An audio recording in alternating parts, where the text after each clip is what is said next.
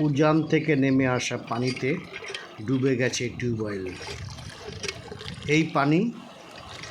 এই টিউবওয়েলের পানি খাওয়া স্বাস্থ্যের জন্য ঝুঁকি।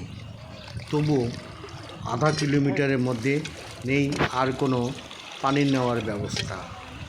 এ কারণেই মমতা খাতুন নামে এই নারী এই পানি নিতে বাধ্য হচ্ছেন।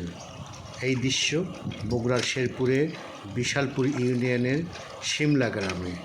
প্রিয় বন্ধুরা, আমি সবুজ চৌধুরী আপনাদের এই দৃশ্যটি দেখানোর জন্য নিয়ে এসেছি।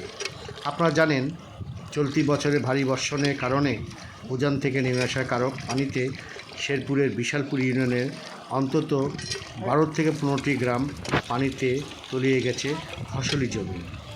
সড়কের পাশে এই নারী থাকেন, সেই টিউবওয়েলের পানিটাও ঝুঁকিপূর্ণ হয়ে উঠেছে।